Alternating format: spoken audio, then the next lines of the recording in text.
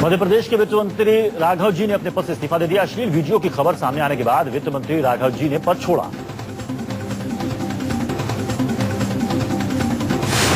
उनासी साल के राघव जी को मध्य प्रदेश में सबसे वरिष्ठ और अनुभवी मंत्री माना जाता था। राघव जी पेशे से टैक्स सलाहकार हैं, लेकिन अश्लील वीडियो सामने आने के बाद उन्हें इस्तीफा देना पड़ा। रिटायर होने के बावजूद सरकारी बंगलों पर कब्जा जमाए रखने वाले जजों, सांसदों, मंत्रियों और सरकारी अधिकारियों पर सुप्रीम कोर्ट ने सख्त रुख अपनाया है। कोर्ट ने निर्देश दिया है कि रिटायर होने के बाद 1 महीने के अंदर सरकारी आवास खाली करना होगा। सुप्रीम कोर्ट ने सांसदों और मंत्रियों को सरकारी आवासों में निर्धारित समय से ज्यादा वक्त तक रहने से रोकने के लिए कई दिशा निर्देश जारी किए हैं। ज्यादातर मामलों में जज, सांसद, मंत्री और सरकारी अधिकारी रिटायर होने के बाद भी सरकारी आवास नहीं छोड़ते हैं। सुप्रीम कोर्ट ने कहा है कि रिटायर होने के बाद सरकारी बंगले पर कब्जा नहीं करना चाहिए और 1 महीने के अंदर घर खाली कर दिया जाए। इसी के साथ कोर्ट ने सरकारी आवासों पर स्मारक बनाने पर भी ऐतराज जताया है।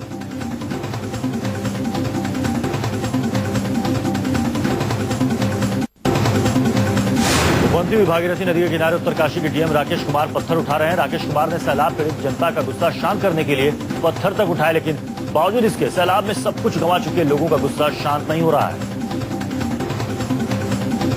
तस्वीरें उत्तराखंड के उत्तरकाशी की हैं, जहां भागीरथी नदी अपने किनारों को तोड़ चुकी है। पूरे वेग से बह रही उत्तरकाशी में अपने घर, दुकान, होटल सब कुछ गंवा चुकी जनता ने डीएम राकेश कुमार का आधी रात घेराव कर लिया।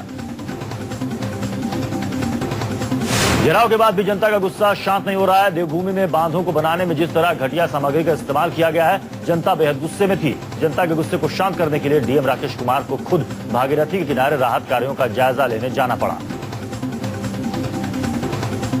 खफा लोगों ने डीएम साहब को रात भर जाने नहीं दिया। जनता के बंधक बने डीएम साहब के सामने ही लोग अपना गुस्सा निकाल रहे थे।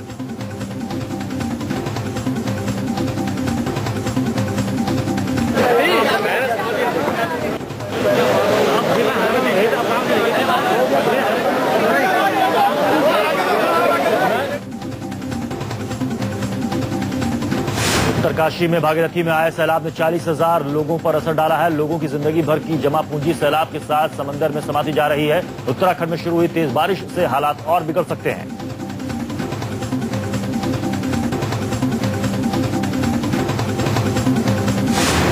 उत्तराखंड के कई इलाकों में तेज बारिश शुरू हो चुकी है। उधम सिंह नगर, नैनीताल में तेज बारिश ने लोगों की मुसीबतें बढ़ा दी हैं। नदियों के किनारे पर बसे हुए लोगों को सुरक्षित जगहों पर भेजा जा रहा है। उत्तराखंड मौसम विभाग ने आज और कल 70 से 130 मिलीमीटर बारिश की चेतावनी जारी की है। शिमला में भी मौसम विभाग ने चेतावनी जारी की है। हिमाचल प्रदेश के कई इलाकों में अगले 72 घंटे काफी तेज बारिश हो सकती है। बारिश के हिमाचल का किन्नौर इलाका पहले ही तबाह हो चुका। मौसम विभाग की चेतावनी से मुसीबतें और बढ़ सकती हैं। उज्जैन में शिप्रा नदी का जलस्तर भी तेज बारिश की वजह से बढ़ता जा रहा है। नदी के आसपास के इलाकों में बाढ़ ने कोहराम मचा रखा है। लोगों को सुरक्षित ठिकानों पर भेजा जा रहा है। कई ब्रिज भी शिप्रा के पानी में समाये दिख रहे हैं।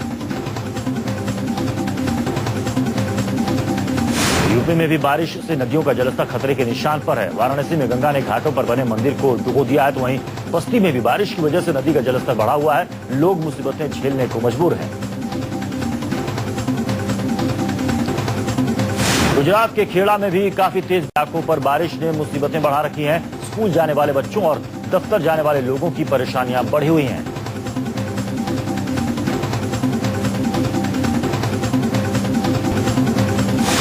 उत्तराखंड के मुख्यमंत्री विजय बहुगुणा ने कहा है कि राज्य में अगर लापता लोग 30 दिनों के अंदर घर नहीं पहुंचे तो उन्हें मृत माना जाएगा। राज्य सरकार पीड़ित परिवारों को मुआवजा देगी।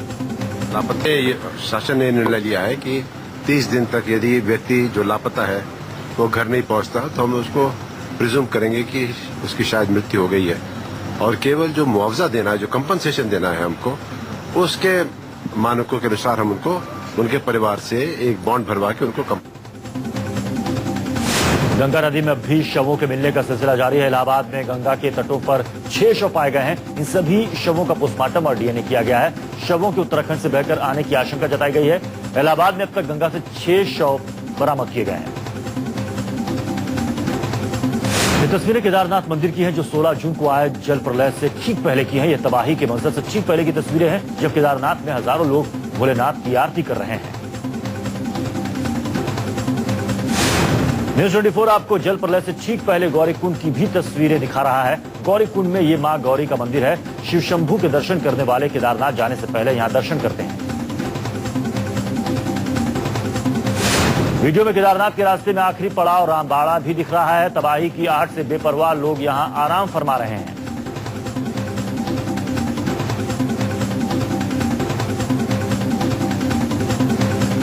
भारत के रक्षा मंत्री ए के एंटनी चीन के दौरे पर हैं और पीपुल्स लिबरेशन आर्मी के जनरल ने असभ्यता दिखाई है। चीन की पीपुल्स लिबरेशन आर्मी के एक जनरल ने भारत को सीधी धमकी देते हुए कहा है कि वो सीमा पर सैनिक हलचल बढ़ाकर नई मुसीबत मोल ना ले। चीन की यह धमकी ऐसे वक्त पर आई है जब रक्षा मंत्री ए के एंटनी चीन के दौरे पर हैं। चीनी सेना के मेजर जनरल लुओ युआन ने इशारों में अरुणाचल प्रदेश को चीन का हिस्सा बताकर भारत पर उसे कब्जाने का आरोप भी लगा दिया। एंटनी के चीन दौरे और भारत चीन संबंधों पर विदेशी पत्रकारों के सवालों पर युआन ने कई तीखे जवाब दिए। युआन ने भारत पर ही चीन के 90,000 वर्ग किलोमीटर क्षेत्र को कब्जाने का आरोप लगा दिया। चीनी सेना के जनरल के बयान पर चीन के अल्पसंख्यक राज्य मंत्री निनांग एरिंग ने कहा है कि भारत के रक्षा मंत्री के दौरे के वक्त किसी चीनी की तरफ से इस तरह का बयान आना दुर्भाग्यपूर्ण है। चीनी जनरल के इस असभ्य बयान पर अब तक भारत की तरफ से कोई आधिकारिक जवाब नहीं दिया गया। हालांकि भारत के रक्षा विशेषज्ञों ने एक बार फिर चीन की मंशा पर चिंता जताई है। चीन को पता है कि इंडियन लीडरशिप बहुत कमजोर है और उनके पास कोई फॉरेन पॉलिसी नहीं है। हर देश की एक फॉरेन पॉलिसी होती है। इंडिया के पास सलमान खुर्शीद है।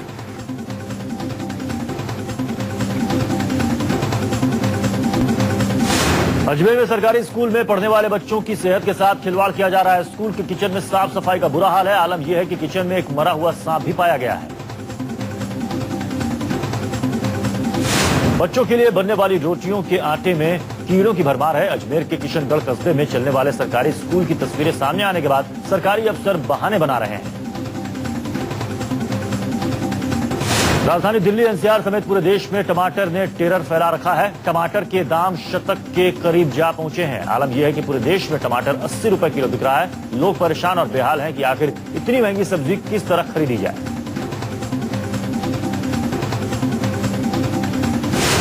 टमाटर तो शतक के करीब है, लेकिन अदरक तो दोहरा शतक मार चुका है। जी हां, बाजारों में अदरक के दाम 200 रुपए प्रति किलो तक जा पहुंचे हैं। सब्जी के थोक विक्रेताओं का कहना है कि पहाड़ी इलाकों में अदरक की फसल खराब हो चुकी है। इस बार कर्नाटक में भी अदरक की फसल अच्छी न होने की वजह से अदरक आयात करनी पड़ रही है। सब्जियां इतनी महंगी हो चुकी है कि अब आलू खाना आसान नहीं है। आलू के दाम 20 रुपए प्रति किलो तक जा पहुंचे हैं। यानी अब एक दिन में दोनों वक्त आलू खाने का सौदा बेहद महंगा पड़ रहा है। दिल्ली के गाजीपुर में शादीशुदा शख्स ने 7 फेरे का झांसा देकर नाबालिग की इस्मत लूटी। राज खुलने के बाद आरोपी के खिलाफ केस दर्ज। दुर्गेश पांडे पर 12वीं क्लास में पढ़ने वाली एक नाबालिग लड़की से शादी का झांसा देकर कई बार बलात्कार करने का आरोप है। दोस्त के घर शादी रचाकर रेप का आरोप।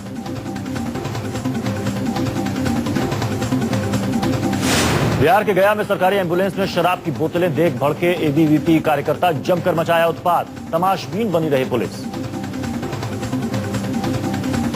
कानपुर में स्वरूप नगर इलाके में नकली पासपोर्ट बनाने वाले गिरोह का पर्दाफाश। पुलिस ने आरोपी को दर्जनों नकली पासपोर्ट के साथ गिरफ्तार किया। पकड़े गए लोगों में 2 सरकारी कर्मचारी भी शामिल। सोहराबुद्दीन एनकाउंटर केस में राजस्थान के पूर्व गृह मंत्री गुलाब चंद कटारिया की अग्रिम जमानत याचिका पर सुनवाई आज। मुंबई की सीबीआई कोर्ट सुनाएगी फैसला।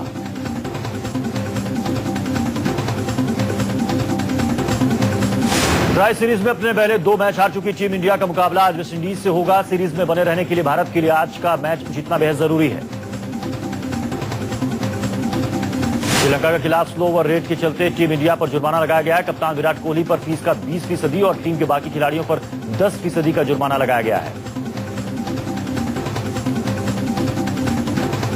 जिम्बाब्वे दौरे के लिए गौतम गंभीर की टीम इंडिया में वापसी हो सकती है। आज होने वाली चयन समिति की बैठक में धोनी समेत कई सीनियर खिलाड़ियों को आराम देने पर विचार किया जा सकता है।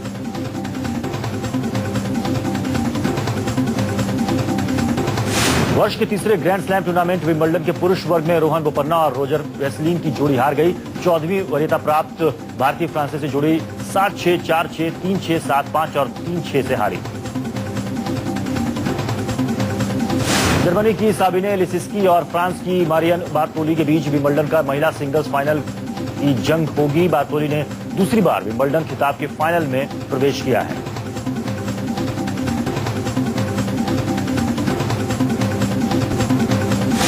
हफ्ते के आखिरी कारोबारी दिन शेयर बाजार में शुरुआती कारोबार में तेजी का रुख कायम रहा। 173 अंकों की बढ़त के साथ सेंसेक्स 19,584 और निफ्टी 52 अंकों की बढ़त के साथ 5,889 के आसपास कारोबार कर रहा है। देश की दूसरी सबसे बड़ी टेलीकॉम कंपनी वोडाफोन ने ₹5 हर दिन पर फ्री नेशनल रोमिंग की स्कीम शुरू की है। इस स्कीम के तहत रोमिंग में फ्री इनकमिंग कॉल, सस्ते रेट्स पर कॉल और SMS करने की सुविधा होगी। फर्जी पैन कार्ड पर रोक लगाने के इनकम टैक्स विभाग ने अब जन्मतिथि प्रमाण पत्र को अनिवार्य करने का मन बनाया है। वित्त मंत्रालय के सूत्रों के मुताबिक राशन कार्ड और किराए की रसीद को अब पहचान एवं पते के सबूत के तौर पर नहीं माना जाएगा। रुपए की कमजोरी का असर अब महंगाई के तौर पर दिखने लगा है। कंपनियां कच्चा माल महंगा होने का हवाला देकर अपने प्रोडक्ट महंगे कर रही है। हेवेल्स और डिश टीवी ने अपने प्रोडक्ट महंगे कर दिए हैं। हेवेल्स के मुताबिक रुपए की गिरावट से इंपोर्ट बिल बढ़ा है। महंगे कर से परेशान लोगों को जल्द ही कुछ राहत मिल सकती है। वित्त मंत्री पी चिदम्बरम की फटकार के बाद माना जा रहा है कि बैंक ब्याज दर कम से कम 0.25% घटाने को तैयार हो गए हैं।